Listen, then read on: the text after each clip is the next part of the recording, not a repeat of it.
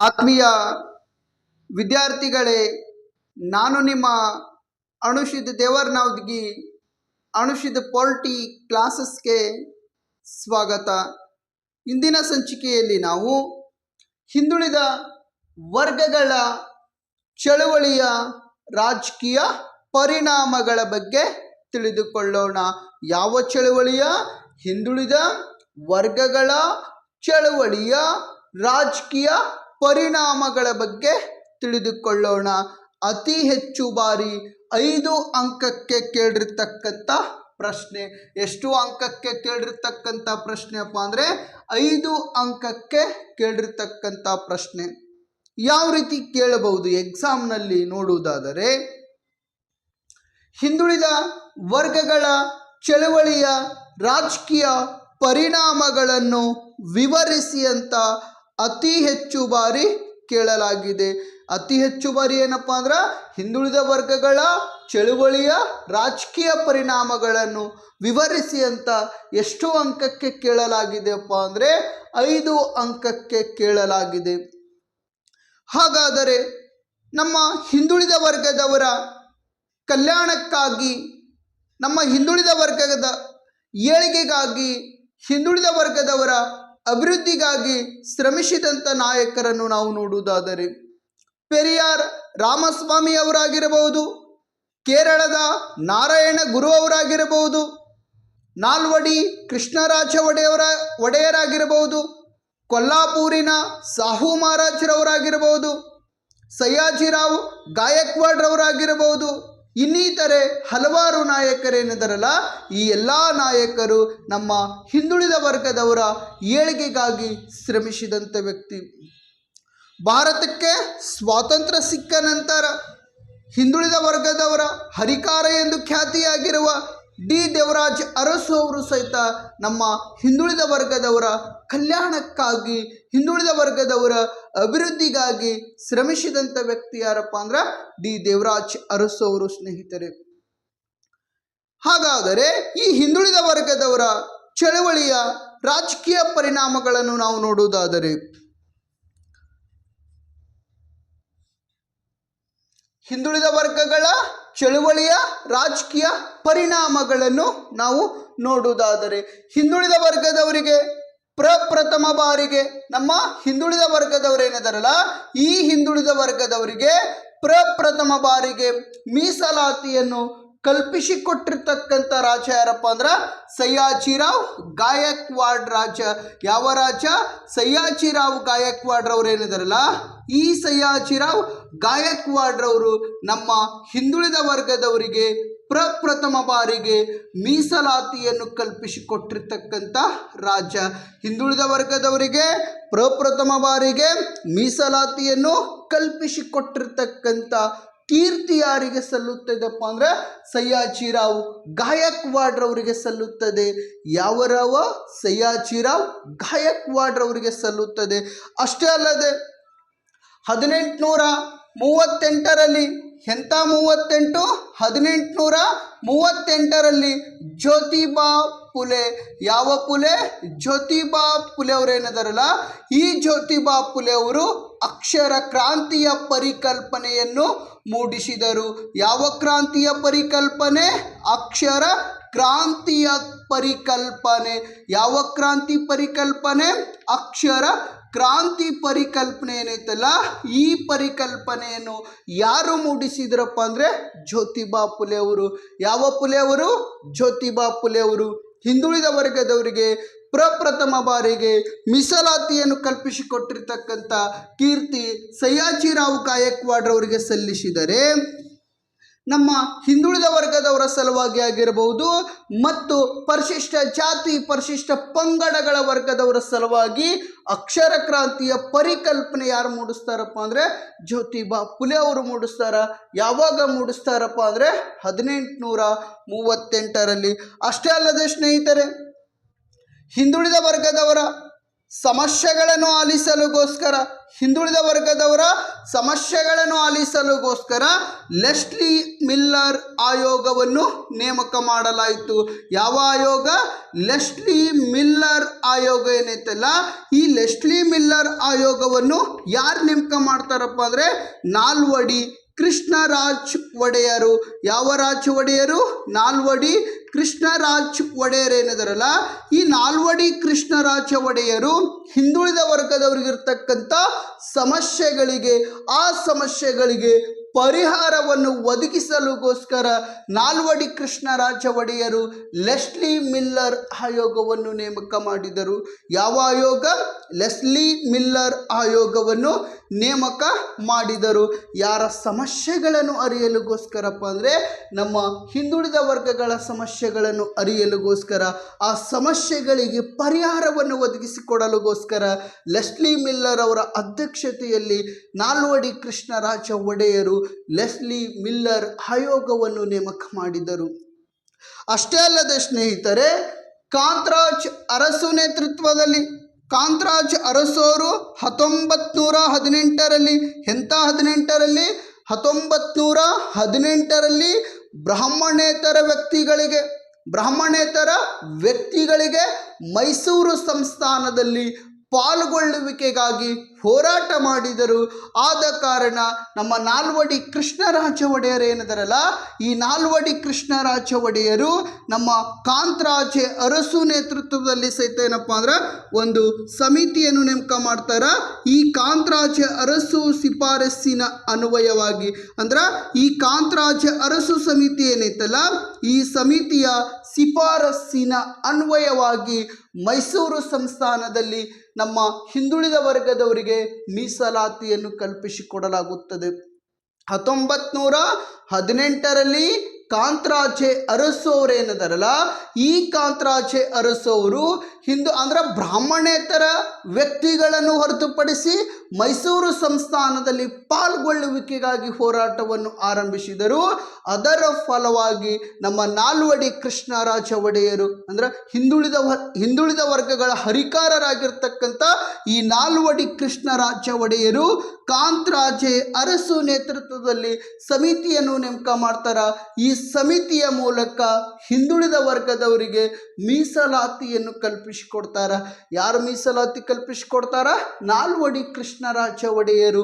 ಯಾವ ಆಯೋಗದ ಶಿಫಾರಸ್ಸಿನ ಅನ್ವಯವಾಗಿ ಅಂತ ಪ್ರಶ್ನೆ ಮಾಡಿದರೆ, ಕಾಂತರಾಜೆ ಅರಸು ಆಯೋಗದ ಶಿಫಾರಸ್ಸಿನ ಅನ್ವಯ ಯಾವ ವರ್ಗದವರಿಗೆ ಮೀಸಲಾತಿಯನ್ನು ಕಲ್ಪಿಸಿಕೊಡಲಾಗುತ್ತದೆಪ್ಪ ಅಂದರೆ ಹಿಂದುಳಿದ ವರ್ಗದವರಿಗೆ ಮೀಸಲಾತಿಯನ್ನು ಕಲ್ಪಿಸಿಕೊಡಲಾಗುತ್ತದೆ.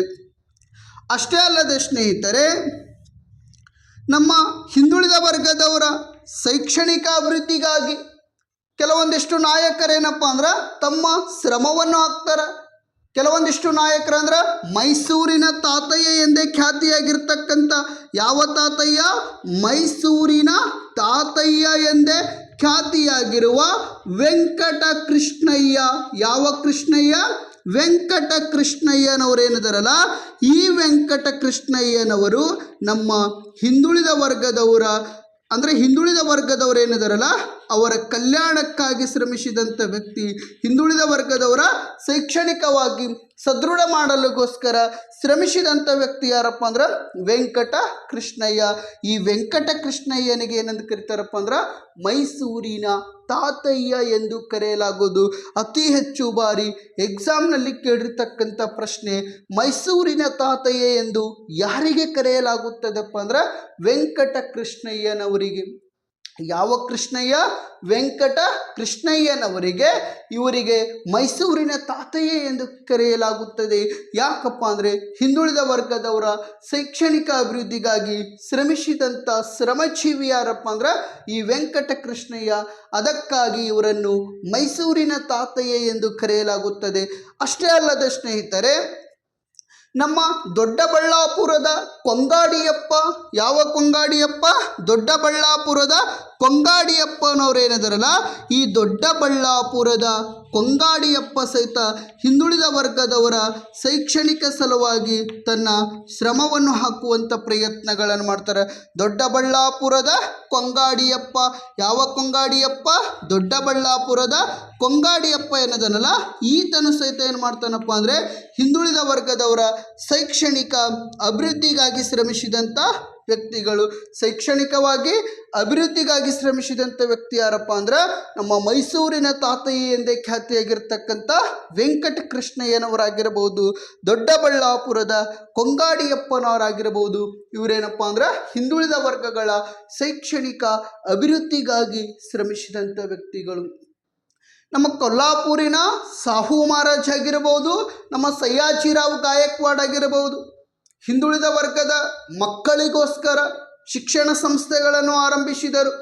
ಹಿಂದುಳಿದ ವರ್ಗಗಳು ಮಕ್ಕಳೇನಿದಾರಲ್ಲ, ಆ ಮಕ್ಕಳ ಶೈಕ್ಷಣಿಕಕ್ಕೆ ಶಿಕ್ಷಣ ಸಂಸ್ಥೆಗಳನ್ನು ಆರಂಭ ಮಾಡಿದರು. ಅಷ್ಟೇ ಅಲ್ಲದ ಸ್ನೇಹಿತರೆ, ಮಕ್ಕಳ ಶಿಕ್ಷಣಕ್ಕಾಗಿ ವಸತಿ ಸೌಲಭ್ಯಗಳನ್ನು ಸಹಿತ ಕಲ್ಪಿಸಿಕೊಟ್ರು. ಮಕ್ಕಳಿಗೆ ಉತ್ತಮವಾಗಿರ್ತಕ್ಕಂಥ ಶಿಕ್ಷಣವನ್ನು ಒದಗಿಸಿಕೊಡೋದರ ಜೊತೆಗೆ ಆ ಮಕ್ಕಳ ಅಂದ್ರೆ ಶಿಕ್ಷಣದಿಂದ ವಂಚಿತರಾಗಿರ್ತಕ್ಕಂಥ ಈ ಹಿಂದುಳಿದ ವರ್ಗಗಳ ಸಮುದಾಯದ ಮಕ್ಕಳಿಗೆ ಏನಪ್ಪ ಅಂದ್ರೆ ಶಿಕ್ಷಣವನ್ನು ಒದಗಿಸಿಕೊಡೋದರ ಜೊತೆಗೆ ಆ ಮಕ್ಕಳಿಗೆ ವಸತಿ ಸೌಲಭ್ಯಗಳನ್ನು ಕಲ್ಪಿಸಿಕೊಟ್ರು. ಅಷ್ಟೇ ಅಲ್ಲದ ಸ್ನೇಹಿತರೆ, ಹಿಂದುಳಿದ ವರ್ಗಗಳ ಮಕ್ಕಳ ಉನ್ನತ ವಿದ್ಯಾಭ್ಯಾಸಕ್ಕಾಗಿ ಆ ಮಕ್ಕಳಿಗೆ ಸ್ಕಾಲರ್ಶಿಪ್ಗಳನ್ನು ಒದಗಿಸಿಕೊಡುವಂಥ ಪ್ರಯತ್ನಗಳನ್ನು ನಮ್ಮ ಸಯ್ಯಾಜಿರಾವ್ ಗಾಯಕ್ವಾಡ್ ಆಗಿರಬಹುದು, ಕೊಲ್ಲಾಪುರಿನ ಸಾಹು ಮಹಾರಾಜರವರಾಗಿರಬಹುದು, ನಮ್ಮ ನಾಲ್ವಡಿ ಕೃಷ್ಣರಾಜ ಒಡೆಯರಾಗಿರಬಹುದು, ಇನ್ನಿತರೆ ಹಲವಾರು ನಾಯಕರೇನಿದಾರಲ್ಲ, ಈ ನಾಯಕರು ಹಿಂದುಳಿದ ವರ್ಗಗಳ ಉದ್ಧಾರಕ್ಕಾಗಿ, ಕಲ್ಯಾಣಕ್ಕಾಗಿ, ಅಭಿವೃದ್ಧಿಗಾಗಿ ಶ್ರಮಿಸಿದಂಥ ನಾಯಕರು. ನೆಕ್ಸ್ಟ್ ನೋಡುವುದಾದರೆ ಹಿಂದುಳಿದ ವರ್ಗದವರಿಗೆ ಅಂದ್ರೆ ಹಿಂದುಳಿದ ವರ್ಗದವರ ಏಳಿಗೆಗಾಗಿ ಕೆಲವೊಂದಿಷ್ಟು ಸಮಿತಿಗಳನ್ನು ನೇಮಕ ಮಾಡಿಕೊಳ್ಳಲಾಯಿತು. ಆ ಸಮಿತಿ ಯಾವಾಗ ನೇಮಕ ಮಾಡ್ರು, ಯಾಕೆ ನೇಮಕ ಮಾಡಿಕೊಂಡ್ರು, ಈ ಎಲ್ಲ ಮಾಹಿತಿಗಳೇನದವಲ್ಲ ತಿಳಿದುಕೊಳ್ಳುವಂಥ ಪ್ರಯತ್ನಗಳನ್ನು ಮಾಡೋಣ. ಹಾಗಾದರೆ ಮೊದಲನೇ ಸಮಿತಿ ನಾವು ನೋಡುವುದಾದರೆ ಕಾಕಾ ಸಾಹೇಬ್ ಕಾಲೇಲ್ಕರ್. ಯಾವ ಸಾಹೇಬ? ಕಾಕಾ ಸಾಹೇಬ್ ಕಾಲೇಲ್ಕರ್. ಯಾವ ಕಾಲೇಲ್ಕರ?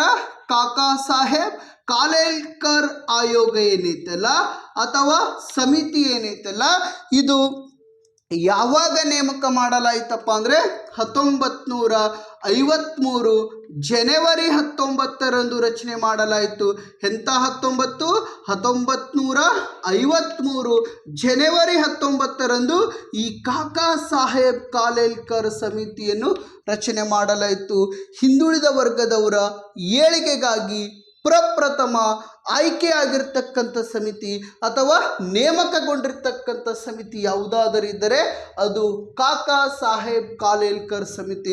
ಎಕ್ಸಾಮ್ದಲ್ಲಿ ಅತಿ ಹೆಚ್ಚು ಬಾರಿ ಕೇಳಿರ್ತಕ್ಕಂಥ ಪ್ರಶ್ನೆ, ಹಿಂದುಳಿದ ವರ್ಗಗಳ ಏಳಿಗೆಗಾಗಿ ನೇಮಕಗೊಂಡಿರ್ತಕ್ಕಂಥ ಪ್ರಪ್ರಥಮ ಸಮಿತಿ ಯಾವುದಪ್ಪ ಅಂದರೆ ಕಾಕಾ ಸಾಹೇಬ್ ಕಾಲೇಲ್ಕರ್ ಸಮಿತಿ. ಈ ಸಮಿತಿ ಯಾವಾಗ ರಚನೆ ಮಾಡಲಾಯಿತಂದರೆ 1953 ಜನವರಿ 19ರಂದು ರಚನೆ ಮಾಡಲಾಯಿತು. ಈ ಸಮಿತಿ ವರದಿ ಯಾವಾಗ ಕೊಟ್ಟಿತ್ತಪ್ಪ ಅಂದರೆ ಈ ಕಾಕಾ ಸಾಹೇಬ್ ಕಾಲೇಲ್ಕರ್ ಸಮಿತಿ ಏನೈತಲ್ಲ ಅಂದರೆ ಹಿಂದುಳಿದ ವರ್ಗದವರ ಸಲುವಾಗಿ ಪ್ರಪ್ರಥಮ ಬಾರಿಗೆ ನೇಮಕಗೊಂಡಿರ್ತಕ್ಕಂಥ ಕಾಕಾ ಸಾಹೇಬ್ ಕಾಲೇಲ್ಕರ್ ಸಮಿತಿ ಏನೈತಲ್ಲ, ಈ ಸಮಿತಿ ಯಾವಾಗ ವರದಿ ಕೊಟ್ಟಿತ್ತಪ್ಪ ಅಂದರೆ 1955 ಮಾರ್ಚ್ 30ರಂದು ವರದಿ ಕೊಟ್ಟಿತ್ತು. ಎಂಥ 30? 1955 ಮಾರ್ಚ್ 30ರಂದು ಈ ಕಾಕಾ ಸಾಹೇಬ್ ಕಾಲೇಲ್ಕರ್ ಸಮಿತಿಯನ್ನು ವರದಿ ಕೊಟ್ಟಿತ್ತು. ಈ ಕಾಕಾ ಸಾಹೇಬ್ ಕಾಲೇಲ್ಕರ್ ಸಮಿತಿ ಏನು ಹೇಳ್ತಪ್ಪ ಅಂದರೆ ಸುಮಾರು 2399 ಜಾತಿಗಳೇನಿದಾವಲ್ಲ, ಎಷ್ಟು ಜಾತಿಗಳು? ಸುಮಾರು 2399 ಜಾತಿಗಳೇನಿದಾವಲ್ಲ, ಆ ಜಾತಿಗಳನ್ನು ಹಿಂದುಳಿದ ವರ್ಗಗಳ ಪಟ್ಟಿಗೆ ಸೇರ್ಪಡೆ ಮಾಡಲಾಯಿತು. ಯಾವ ಪಟ್ಟಿಗೆ ಸೇರ್ಪಡೆ ಮಾಡಲಾಯಿತು? ಹಿಂದುಳಿದ ವರ್ಗಗಳ ಪಟ್ಟಿಗೆ ಸೇರ್ಪಡೆ ಮಾಡಲಾಯಿತು.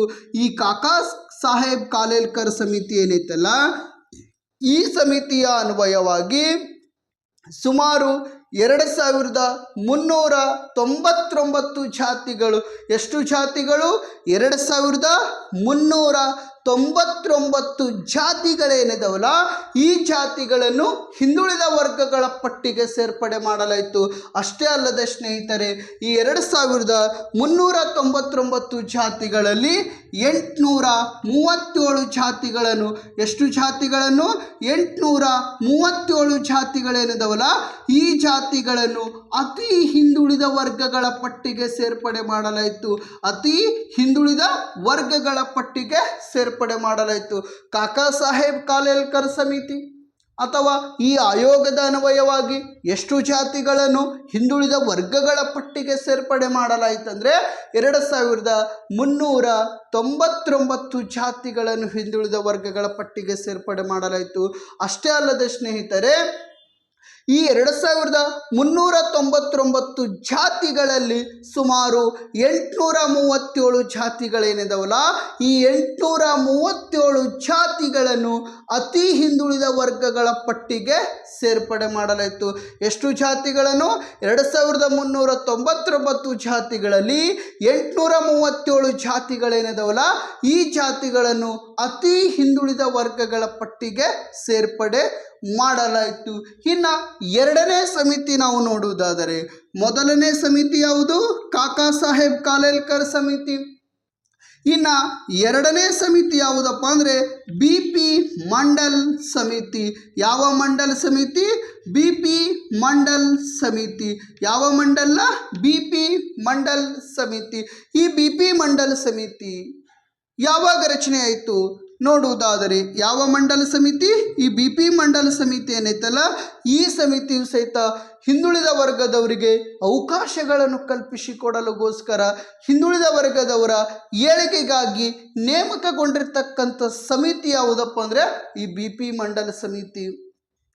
ಆತ್ಮೀಯ ವಿದ್ಯಾರ್ಥಿಗಳೇ, ಈ BP ಮಂಡಲ ಸಮಿತಿ ಒಂದು ವೇಳೆ ಬರದೇ ಹೋದರೆ ಹಿಂದುಳಿದ ವರ್ಗದವರು ಶೈಕ್ಷಣಿಕವಾಗಿ ಸದೃಢ ಆಗ್ತಿರಲಿಲ್ಲ, ರಾಜಕೀಯವಾಗಿ ಸದೃಢರಾಗ್ತಿರಲಿಲ್ಲ, ಆರ್ಥಿಕವಾಗಿ ಸದೃಢರಾಗ್ತಿರಲಿಲ್ಲ, ಉದ್ಯೋಗದಲ್ಲಿ ಯಾವುದೇ ರೀತಿ ಸ್ಥಾನಮಾನಗಳನ್ನು ಸಹಿತ ಸಿಗ್ತಾ ಇಲ್ಲ.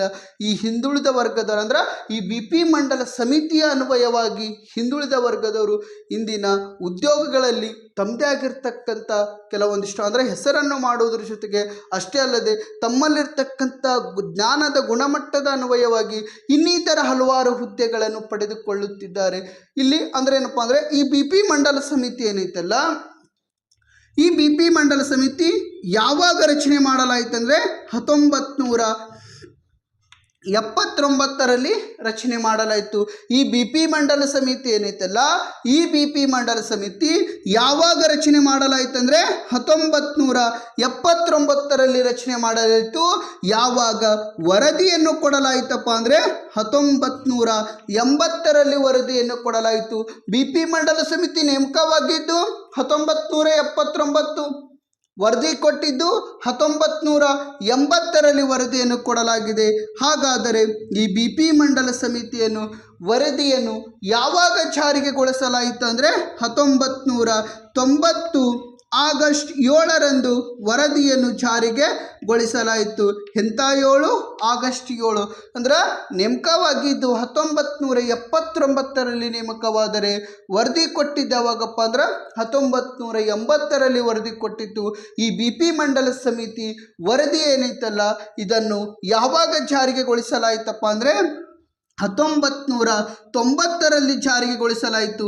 ಈ BP ಮಂಡಲ್ ಸಮಿತಿಯ ವರದಿಯನ್ನು ಜಾರಿಗೆಗೊಳಿಸಿರ್ತಕ್ಕಂಥ ಕೀರ್ತಿ ಯಾರಿಗೆ ಸಲ್ಲುತ್ತದಪ್ಪ ಅಂದ್ರೆ PV ನರಸಿಂಹರಾವ್ರವರಿಗೆ ಸಲ್ಲುತ್ತದೆ.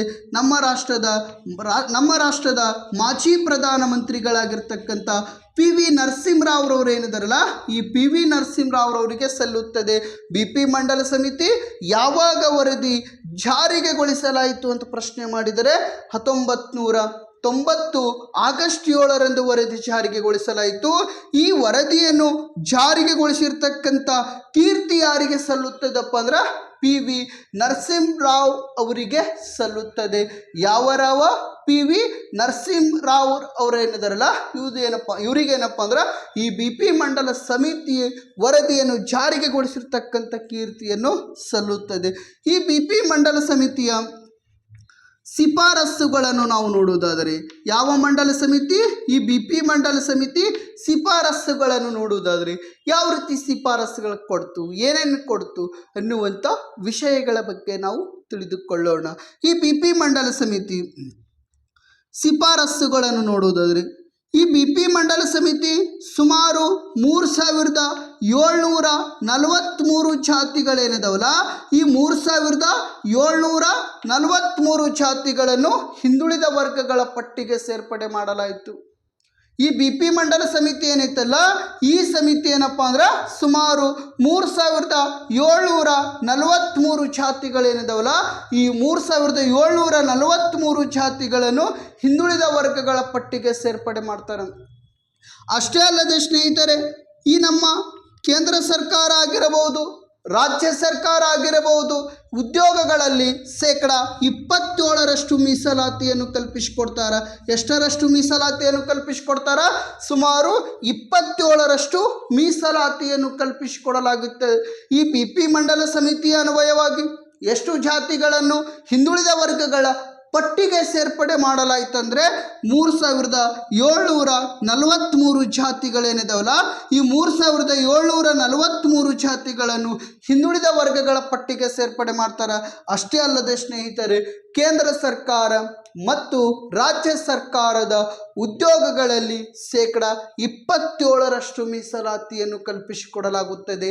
ಯಾವ ವರ್ಗದವರಿಗಪ್ಪ ಅಂದ್ರೆ ನಮ್ಮ ಹಿಂದುಳಿದ ವರ್ಗದವರಿಗೆ. ಯಾವ ಆಯೋಗದ ಅನ್ವಯವಾಗಿ ಅಂತ ಪ್ರಶ್ನೆ ಮಾಡಿದರೆ ಈ BP ಮಂಡಲ ಆಯೋಗದ ಅನ್ವಯವಾಗಿ. ಅಷ್ಟೇ ಅಲ್ಲದೆ ಸ್ನೇಹಿತರೆ, SC ಮತ್ತು ST ಅವರೇನಿದಾರಲ್ಲ ಈ SC ಮತ್ತು ST ಸಮುದಾಯದವರೇನಿದಾರಲ್ಲ ಈ SC ಮತ್ತು ST ಸಮುದಾಯದವರ ವಯೋಮಿತಿ ಯಾವ ರೀತಿ ಹೆಚ್ಚಿಗೆ ಮಾಡ್ತಾರಲ್ಲ, ಉದ್ಯೋಗಗಳಲ್ಲಿ ಯಾವ ರೀತಿ ವಯೋಮಿತಿ ಹೆಚ್ಚಿಗೆ ಅವಕಾಶ ಐತಲ್ಲ ಅದೇ ರೀತಿ ನಮ್ಮ ಹಿಂದುಳಿದ ವರ್ಗದವರಿಗೆ ಸಹಿತ ವಯೋಮಿತಿಯಲ್ಲಿ ಸಡಲಿಕೆ ಕೊಡುವಂತೆ ಯಾವ ಆಯೋಗ ಹೇಳ್ತೈತಪ್ಪ ಅಂದ್ರೆ ಈ BP ಮಂಡಲ ಸಮಿತಿ ಹೇಳ್ತೈತಿ. SC ಮತ್ತು ST ವರ್ಗ ಅಂದರೆ ಪರಿಶಿಷ್ಟ ಜಾತಿ ಮತ್ತು ಪರಿಶಿಷ್ಟ ಪಂಗಡಗಳೇನದವಲ್ಲ ಈ ಉದ್ಯೋಗಗಳಲ್ಲಿ ಇವರಿಗೆ ಯಾವ ರೀತಿ ವಯೋಮಿತಿ ಸಡಿಲಿಕೆಗಳದವಲ್ಲ ಅದೇ ರೀತಿ ನಮ್ಮ ಹಿಂದುಳಿದ ವರ್ಗದವರಿಗೆ ಇಲ್ಲಿ ಅವರಿಗೇನಪ್ಪ ಅಂದ್ರೆ ವಯೋಮಿತಿ ಸಡಿಲಿಕೆಗೆ ಅವಕಾಶ ಕೊಡಬೇಕಂತ ಯಾವ ಸಮಿತಿ ಹೇಳ್ತೈತಪ್ಪ ಅಂದ್ರೆ BP ಮಂಡಲ ಸಮಿತಿ ಹೇಳ್ತೈತಿ. ಇನ್ನು ನೆಕ್ಸ್ಟ್ ನಾವು ನೋಡುವುದಾದರೆ ಈ BP ಮಂಡಲ ಸಮಿತಿ ಅನ್ವಯವಾಗಿ ಬ್ಯಾಕ್ಲಾಗ್ ಹುದ್ದೆಗಳು ಯಾವ ಹುದ್ದೆಗಳು? ಬ್ಯಾಕ್ಲಾಗ್ ಹುದ್ದೆಗಳೇನಿದಾವಲ್ಲ ಈ ಬ್ಯಾಕ್ಲಾಗ್ ಹುದ್ದೆಗಳು ಎಷ್ಟು ವರ್ಷಗಳ ಕಾಲ ಕಾಯ್ದಿರಿಸ್ಕೊಳ್ಬೇಕಂತ ಹೇಳ್ತೈತಪ್ಪ ಅಂದರೆ 3 ವರ್ಷಗಳ ಕಾಲ ಕಾಯ್ದಿರಿಸ್ಕೊಳ್ಬೇಕಂತ ಹೇಳ್ತೈತಿ. ಯಾವ ಸಮಿತಿ ಅಂದರೆ ಈ BP ಮಂಡಲ ಸಮಿತಿ ಏನೈತಲ್ಲ ಈ BP ಮಂಡಲ ಸಮಿತಿ ಬ್ಯಾಕ್ಲಾಗ್ ಹುದ್ದೆಗಳು ಎಷ್ಟು ವರ್ಷಗಳ ಕಾಲ ಕಾಯ್ದಿರಿಸ್ಕೊಳ್ಬೇಕಂತ ಹೇಳ್ತೈತಪ್ಪ ಅಂದ್ರೆ ಸುಮಾರು 3 ವರ್ಷಗಳ ಕಾಲ ಬ್ಯಾಕ್ಲಾಗ್ ಹುದ್ದೆಗಳಂತ ನೋಡುವುದಾದರೆ ಬ್ಯಾಕ್ಲಾಗ್ ಹುದ್ದೆಗಳಂದ್ರೆ ಯಾವುವು ನೋಡುವುದಾದರೆ ಉದಾಹರಣೆಯಾಗಿ ನಾವು ನೋಡುವುದಾದರೆ ಈಗೇನಪ್ಪ ಅಂದ್ರೆ ಯಾವುದಾದ್ರೂ ಒಂದು PC ಹುದ್ದೆಗಳನ್ನು ತಿಳ್ಕೊಳ್ರಿ. ಈ PC ಹುದ್ದೆಗಳು ಎಷ್ಟು ಪೋಸ್ಟ್ಗಳು ಕರೆದಾರ ಅಂತ ತಿಳ್ಕೊಳ್ಳೋಣ. ಈಗ 1000 ಪೋಸ್ಟ್ ಕರೆದಾರ ಅಂತ ತಿಳ್ಕೊಳ್ಳೋಣ. ಎಷ್ಟು ಪೋಸ್ಟ್ ಕರೆದಾರ ಅಂತ ತಿಳ್ಕೊಳ್ಳೋಣ? 1000 ಪೋಸ್ಟ್ ಕರೆದಾರ ಅಂತ ತಿಳ್ಕೊಳ್ಳೋಣ. ಈ 1000 ಪೋಸ್ಟ್ನಲ್ಲಿ ನಮ್ಮ ಹಿಂದುಳಿದ ವರ್ಗದವರಿಗೆ ಸುಮಾರು 250 ಹುದ್ದೆಗಳನ್ನು ಮೀಸಲಾಗಿಟ್ಟಾರ. ಎಷ್ಟು ಹುದ್ದೆಗಳು ಮೀಸಲಾಗಿಟ್ಟಾರ? 250 ಹುದ್ದೆಗಳು. ಯಾವ ವರ್ಗದವರಿಗೆ? ಹಿಂದುಳಿದ ವರ್ಗದವರಿಗೆ. ಈ ಎಷ್ಟು ಹುದ್ದೆಗಳು ಮೀಸಲಾಗಿಟ್ಟಾರ? 250. ಈ 250 ಹುದ್ದೆಗಳಲ್ಲಿ 200 ಅಭ್ಯರ್ಥಿಗಳು ಮಾತ್ರ ಆಯ್ಕೆ ಆದ್ರೆ ಇನ್ನು ಉಳಿದ ಹುದ್ದೆಗಳು ಎಷ್ಟದಾವ? 50 ಹುದ್ದೆಗಳು. ಎಷ್ಟು ಹುದ್ದೆಗಳು ಉಳಿತಾವಲ್ಲ ಈ 50 ಹುದ್ದೆಗಳೇನು ಉಳಿತಾವಲ್ಲ ಆ ಹುದ್ದೆಗಳಿಗೆ ನಾವು ಏನೆಂದು ಕರೆಯಲಾಗುವುದಪ್ಪ ಅಂದರೆ ಬ್ಯಾಕ್ಲಾಗ್ ಹುದ್ದೆಗಳು ಎಂದು ಕರೆಯಲಾಗುವುದು. ಎಷ್ಟು ನೋಟಿಫಿಕೇಶನ್ ಮಾಡ್ಯಾರ? 1000 ಪೋಸ್ಟ್ಗಳು ನೋಟಿಫಿಕೇಶನ್ ಮಾಡ್ಯಾರ. ಆ 1000 ಪೋಸ್ಟ್ನಲ್ಲಿ ನಮ್ಮ ಹಿಂದುಳಿದ ವರ್ಗದವರಿಗೆ ಎಷ್ಟು ಹುದ್ದೆಗಳು ಕೊಟ್ಟಾರ? 250 ಹುದ್ದೆಗಳನ್ನು ಕೊಡಲಾಗಿದೆ. ಈ 250 ಹುದ್ದೆಗಳಲ್ಲಿ ಎಷ್ಟು ಜನ ಆಯ್ಕೆ ಆಗ್ಯಾರ? 200 ಜನ ಆಯ್ಕೆ ಆಗ್ಯಾರ. ಉಳಿದಿರ್ತಕ್ಕಂಥ ಹುದ್ದೆಗಳ ಸಂಖ್ಯೆ ಎಷ್ಟು? 50 ಹುದ್ದೆಗಳೇನಿದಾವಲ್ಲ ಈ ಹುದ್ದೆಗಳಿಗೆ ನಾವು ಏನೆಂದು ಕರೆಯಲಾಗುವುದು ಅಂದ್ರೆ ಉಳಿದಿರ್ತಕ್ಕಂಥ 50 ಹುದ್ದೆಗಳೇನದಾವಲ್ಲ ಈ ಹುದ್ದೆಗಳಿಗೆ ನಾವು ಏನೆಂದು ಕರೆಯಲಾಗುವುದಪ್ಪ ಅಂದರೆ ಬ್ಯಾಕ್ಲಾಗ್ ಹುದ್ದೆಗಳು ಎಂದು ಕರೆಯಲಾಗುವುದು. ಈ ಬ್ಯಾಕ್ಲಾಗ್ ಹುದ್ದೆಗಳು ಸುಮಾರು ಎಷ್ಟು ವರ್ಷಗಳ ಕಾಲ ಕಾಯ್ದಿರಿಸಬೇಕಂತ ಹೇಳ್ತೈತಪ್ಪ ಅಂದರೆ 3 ವರ್ಷಗಳ ಕಾಲ ಕಾಯ್ದಿರಿಸಬೇಕಂತ ಹೇಳ್ತೈತಿ. ಯಾವ ಸಮಿತಿಯಪ್ಪ ಅಂದ್ರೆ ಈ BP ಮಂಡಲ್ ಸಮಿತಿ. ಯಾವ ಮಂಡಲ ಸಮಿತಿ? BP ಮಂಡಲ ಸಮಿತಿ. ಅಷ್ಟೇ ಅಲ್ಲದೆ ಸ್ನೇಹಿತರೆ, ನಮ್ಮ ಹಿಂದುಳಿದ ವರ್ಗದವರು, ಈ ಹಿಂದುಳಿದ ವರ್ಗದವರು ಸಾಮಾನ್ಯ ವರ್ಗದ ಅಡಿಯಲ್ಲಿ ನೇಮಕವಾದರೆ, ಯಾವ ವರ್ಗದ ಅಡಿಯಲ್ಲಿ? ಸಾಮಾನ್ಯ ವರ್ಗದ ಅಡಿಯಲ್ಲಿ ನೇಮಕವಾದರೆ ಅಂತಹ ಅಭ್ಯರ್ಥಿಗಳಿಗೆ ಹಿಂದುಳಿದ ವರ್ಗಗಳಂತೇನಪ್ಪ ಅಂದ್ರೆ ಅವರಿಗೆ ಕನ್ಸಿಡರ್ ಮಾಡುವಂತಿಲ್ಲಂತ ಯಾವ ಸಮಿತಿ ಹೇಳ್ತೈತಪ್ಪ ಅಂದರೆ ನಮ್ಮ BP ಮಂಡಲ ಸಮಿತಿ ಹೇಳುತ್ತದೆ. ಅಂದ್ರೆ ಏನಪ್ಪ ಅಂದರೆ ಇವತ್ತು ಯಾವುದಾದ್ರೂ ಒಂದು ಹುದ್ದೆಗಳನ್ನು ಅಲ್ಲಿ ಕರೆದಂಥ ಸಂದರ್ಭದಲ್ಲಿ ನಮ್ಮ ಹಿಂದುಳಿದ ವರ್ಗಕ್ಕೆ ಸೇರಿದಂಥ ವ್ಯಕ್ತಿಗಳು ಸಾಮಾನ್ಯ ವರ್ಗದ ಅಡಿಯಲ್ಲಿ, ಸಾಮಾನ್ಯ ವರ್ಗದ ಮೀಸಲ ಅಡಿಯಲ್ಲಿ ಅವ್ರು ಆಯ್ಕೆ ಆದ್ರಪ್ಪ ಅಂದ್ರೆ ಅಲ್ಲೇನಪ್ಪ ಅಂದ್ರೆ ಹಿಂದುಳಿದ ವರ್ಗದ ಅಡಿಯಲ್ಲಿ ಅವ್ರಿಗೆ ಕನ್ಸಿಡರ್ ಮಾಡಬೇಡಂತ ಯಾವ ಸಮಿತಿ ಹೇಳ್ತೈತಪ್ಪ ಅಂದ್ರೆ ಹಿಂದುಳಿದ ನಮ್ಮ BP ಮಂಡಲ ಸಮಿತಿ ಹೇಳ್ತೈತಿ. ಇಲ್ಲಿ ಎಕ್ಸಾಮ್ನಾಗ ಏನು ಕೇಳ್ತಾರ, BP ಮಂಡಲ್ ಯಾವಾಗ ನೇಮಕ ಆಯ್ತಂದ್ರೆ 1979, ವರದಿ ಕೊಟ್ಟಿದ್ದೆ ಅವಾಗ 1980, ಇನ್ನು ವರದಿಯನ್ನು ಜಾರಿಗೆಗೊಳಿಸಿದ್ದೆ ಅವಾಗ 1990 ಆಗಸ್ಟ್ 7ರಂದು. ಯಾರು ಜಾರಿಗೆಗೊಳಿಸ್ತಾರ? PV ನರಸಿಂಹರಾವ್ರವರು ಜಾರಿಗೆಗೊಳಿಸ್ತಾರ. ಹಾಗಾದರೆ ಎಷ್ಟು ಜಾತಿಗಳನ್ನು ಹಿಂದುಳಿದ ವರ್ಗಗಳ ಪಟ್ಟಿಗೆ? 3743 ಜಾತಿಗಳು. ಕೇಂದ್ರ ಮತ್ತು ರಾಜ್ಯ ಸರ್ಕಾರದ ಉದ್ಯೋಗಗಳಲ್ಲಿ ಮೀಸಲಾತಿ ಎಷ್ಟು ಕೊಡಲಾಯಿತು? 27% ಮೀಸಲಾತಿ ಕೊಡಲಾಯಿತು. ಇನ್ನು SC ಮತ್ತು ST ಅವರಂತೆ ಉದ್ಯೋಗದಲ್ಲಿ ವಯೋಮಿತಿ ಸಡಿಲಿಕೆಗೆ ಅವಕಾಶ ಮಾಡಿಕೊಡ್ಬೇಕಂತ ಹೇಳ್ತಾರೆ.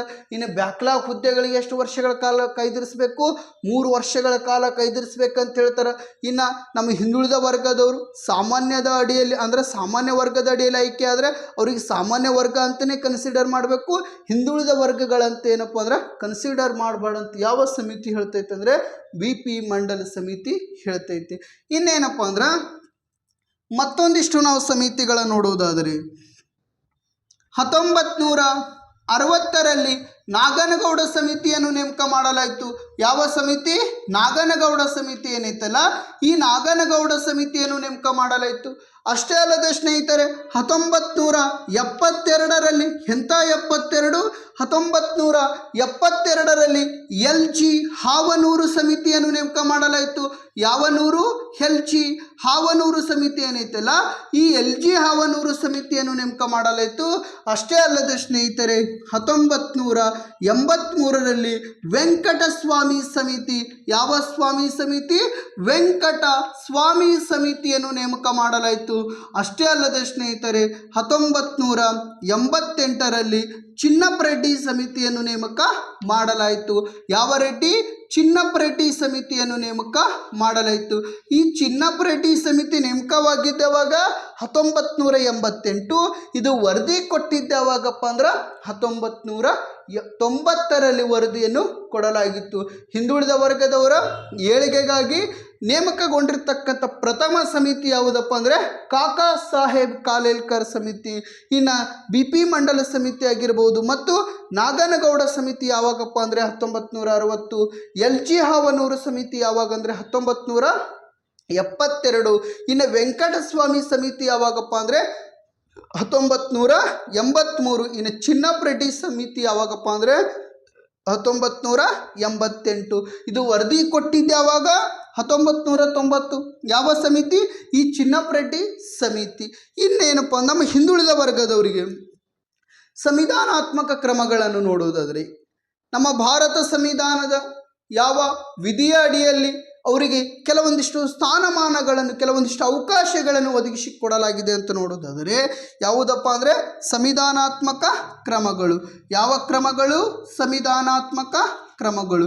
ಹಿಂದುಳಿದ ವರ್ಗದವರಿಗಾಗಿ ನಮ್ಮ ಭಾರತ ಸಂವಿಧಾನದಲ್ಲಿ ಕೆಲವೊಂದಿಷ್ಟು ಸಂವಿಧಾನಾತ್ಮಕ ಕ್ರಮಗಳನ್ನು ನಾವು ತಿಳಿದುಕೊಳ್ಳೋಣ. ಯಾವ ಕ್ರಮಗಳು?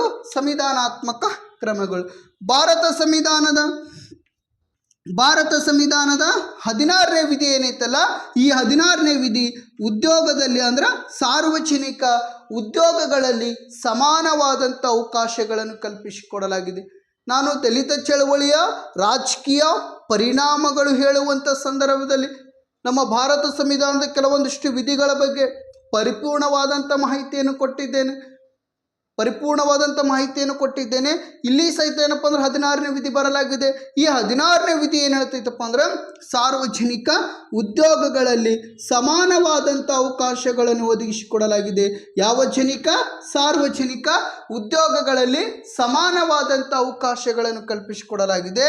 ಅಷ್ಟೇ ಅಲ್ಲದೆ ಸ್ನೇಹಿತರೆ, ಭಾರತ ಸಂವಿಧಾನದ 338ನೇ ವಿಧಿಯ ಅನ್ವಯವಾಗಿ ಭಾರತ ಸಂವಿಧಾನದ 338 ಬಿ ವಿಧಿಯ ಅನ್ವಯವಾಗಿ ಹಿಂದುಳಿದ ವರ್ಗಗಳ ಆಯೋಗಕ್ಕೆ ಅವಕಾಶವನ್ನು ಕಲ್ಪಿಸಿಕೊಡಲಾಗಿದೆ. ಯಾವ ವರ್ಗಗಳ? ಹಿಂದುಳಿದ ವರ್ಗಗಳ ಆಯೋಗಕ್ಕೆ ಅವಕಾಶವನ್ನು ಕಲ್ಪಿಸಿಕೊಡಲಾಗಿದೆ. ಯಾವ ಆಯೋಗಕ್ಕೆ? ಹಿಂದುಳಿದ ವರ್ಗಗಳ ಆಯೋಗಕ್ಕೆ ಅವಕಾಶವನ್ನು ಕಲ್ಪಿಸಿಕೊಡಲಾಗಿದೆ. ಯಾವ ವಿಧಿಯ ಅನ್ವಯವಾಗಿ ಅಂತ ಪ್ರಶ್ನೆ ಮಾಡಿದರೆ 338 ಬಿ ವಿಧಿಯ ಅನ್ವಯವಾಗಿ. 14ನೇ ವಿಧಿ ಕಾನೂನಿನ ಮುಂದೆ ಎಲ್ಲರೂ ಸಮಾನರು. 15ನೇ ವಿಧಿ ಜಾತಿ, ಧರ್ಮ, ಲಿಂಗ ಮತ್ತು ಜನ್ಮಸ್ಥಳಗಳ ಆಧಾರದ ಮೇಲೆ ತಾರತಮ್ಯ ಮಾಡಂಗಿಲ್ಲ. 16ನೇ ವಿಧಿ ಸಾರ್ವಜನಿಕ ಉದ್ಯೋಗಗಳಲ್ಲಿ ಸಮಾನವಾದಂಥ ಅವಕಾಶ. ಇನ್ನು 17ನೇ ವಿಧಿ ಅಸ್ಪೃಶ್ಯತೆ ನಿರ್ಮೂಲನೆ. ನೆಕ್ಸ್ಟ್ ಏನಪ್ಪ ಅಂದರೆ 243 ಡಿ ವಿಧಿಯ ಅನ್ವಯವಾಗಿ ಸ್ಥಳೀಯ ಸಂಸ್ಥೆಗಳಲ್ಲಿ SC ಮತ್ತು ST ವರ್ಗದವರಿಗೆ ಮೀಸಲಾತಿಯನ್ನು ಕಲ್ಪಿಸಿಕೊಡಲಾಗಿದೆ. 243 ಟಿ ವಿಧಿಯ ಅನ್ವಯವಾಗಿ ನಗರ ಸರ್ಕಾರಗಳಲ್ಲಿ SC ಮತ್ತು ST ಅವರಿಗೆ ಮೀಸಲಾತಿಯನ್ನು ಕಲ್ಪಿಸಿಕೊಡಲಾಗಿದೆ. ಅಷ್ಟೇ ಅಲ್ಲದೆ ಸ್ನೇಹಿತರೆ, ಭಾರತ ಸಂವಿಧಾನದ 330ನೇ ವಿಧಿಯ ಅನ್ವಯವಾಗಿ ಲೋಕಸಭೆಯಲ್ಲಿ SC ಮತ್ತು ST ಅವರಿಗೆ ಮೀಸಲಾತಿಯನ್ನು ಕಲ್ಪಿಸಿಕೊಡಲಾಗಿದೆ. ಅಷ್ಟೇ ಅಲ್ಲದೆ ಸ್ನೇಹಿತರೆ, ಭಾರತ ಸಂವಿಧಾನದ 332ನೇ ವಿಧಿಯ ಅನ್ವಯವಾಗಿ ವಿಧಾನಸಭೆಗಳಲ್ಲಿ ಸಹಿತ SC ಮತ್ತು ST ವರ್ಗದವರಿಗೆ ಮೀಸಲಾತಿಯನ್ನು ಕಲ್ಪಿಸಿಕೊಡಲಾಗಿದೆ.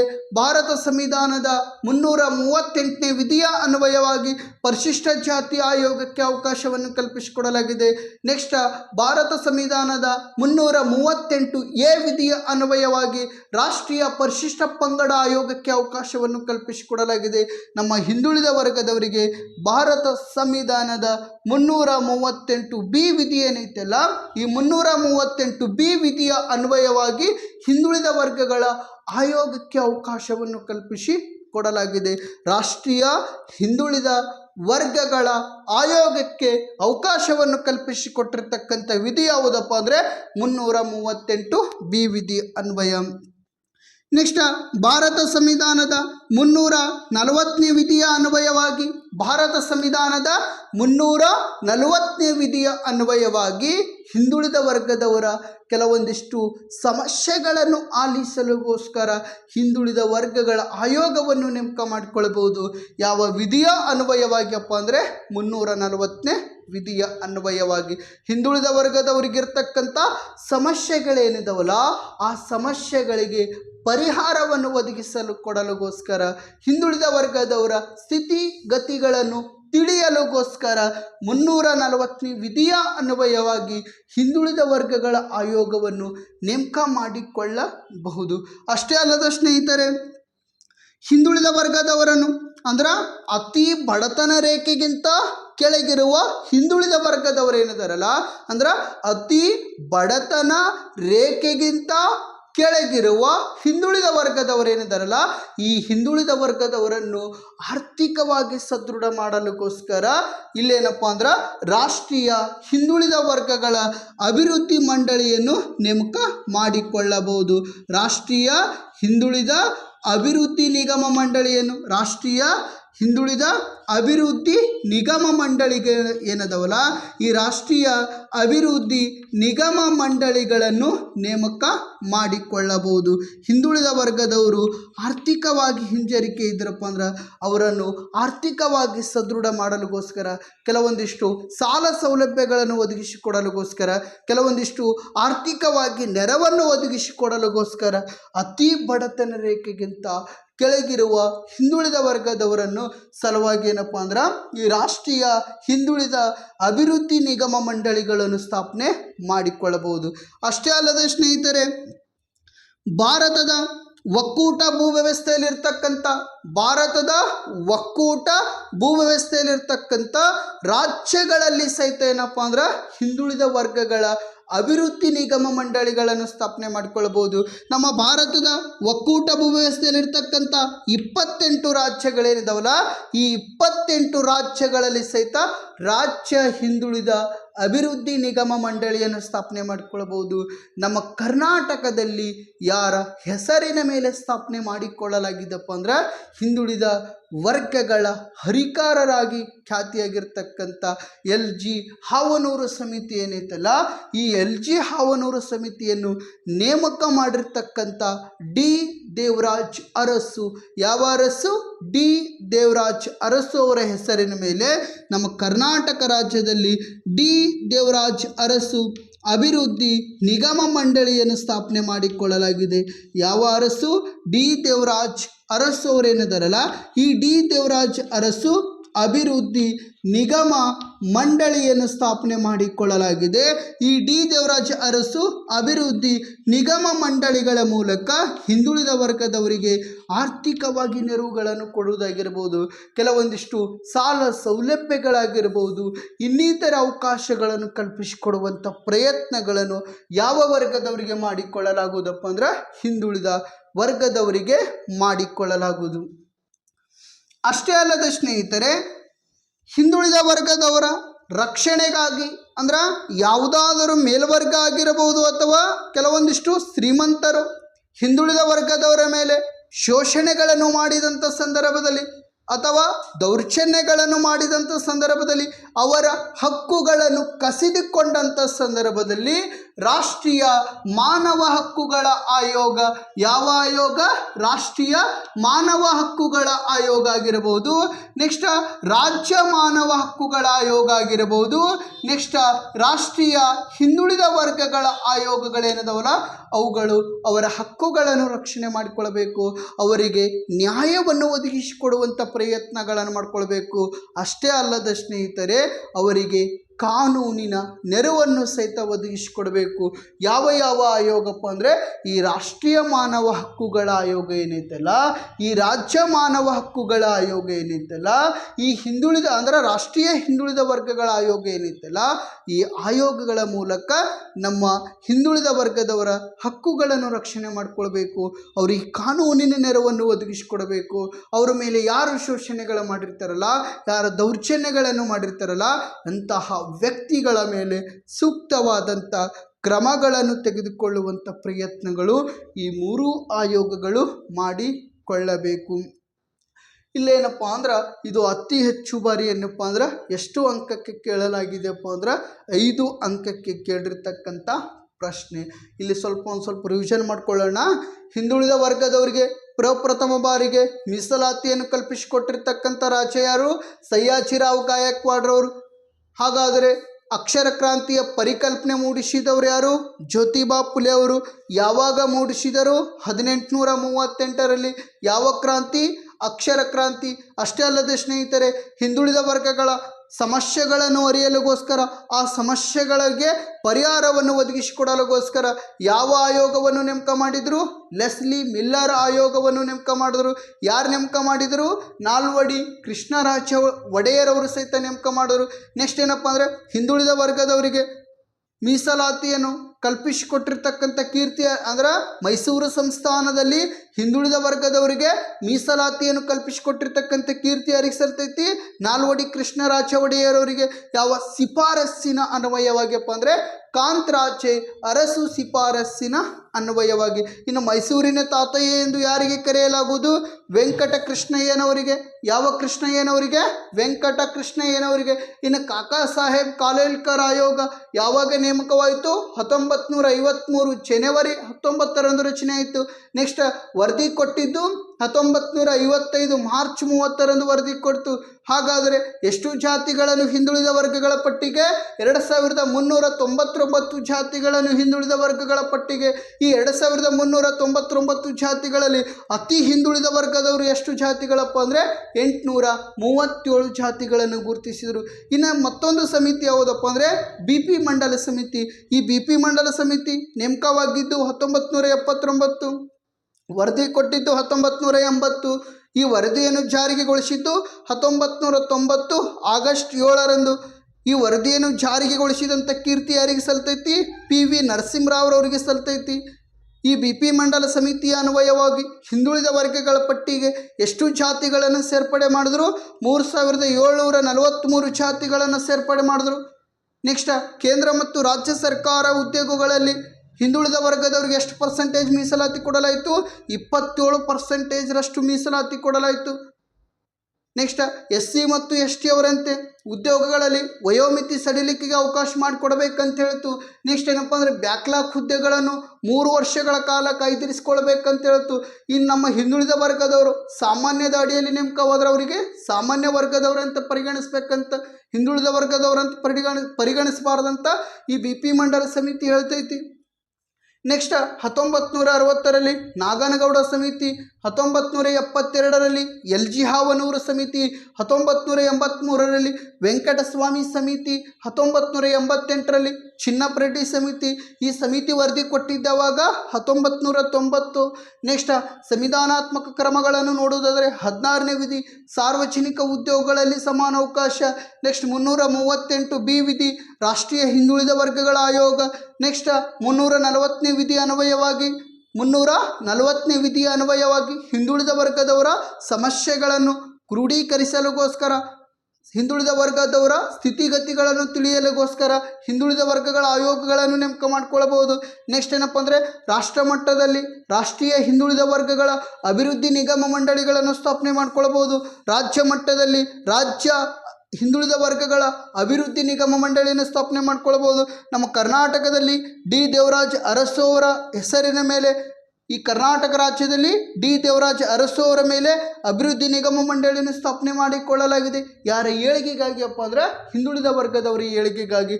ಅಷ್ಟೇ ಅಲ್ಲದೆ ಸ್ನೇಹಿತರೆ, ಹಿಂದುಳಿದ ವರ್ಗದವರ ಮೇಲೆ ಯಾರಾದರೂ ಶೋಷಣೆಗಳನ್ನು ಮಾಡಿದರೆ, ಯಾರಾದರೂ ದೌರ್ಜನ್ಯಗಳನ್ನು ಮಾಡಿದರೆ, ಯಾರಾದರೂ ಹಲ್ಲೆಗಳನ್ನು ಮಾಡಿದರೆ ಅಥವಾ ಅವರ ಹಕ್ಕುಗಳನ್ನು ಕಸಿದುಕೊಂಡರೆ ಅಂತಹ ಸಂದರ್ಭದಲ್ಲಿ ನ್ಯಾಯವನ್ನು ಒದಗಿಸುವವರು ಯಾರಪ್ಪ ಅಂದರೆ ರಾಷ್ಟ್ರೀಯ ಮಾನವ ಹಕ್ಕುಗಳ ಆಯೋಗ ಆಗಿರಬಹುದು, ರಾಜ್ಯ ಮಾನವ ಹಕ್ಕುಗಳ ಆಯೋಗ ಆಗಿರಬಹುದು ಮತ್ತು ರಾಷ್ಟ್ರೀಯ ಹಿಂದುಳಿದ ವರ್ಗಗಳ ಆಯೋಗ ಆಗಿರಬಹುದು.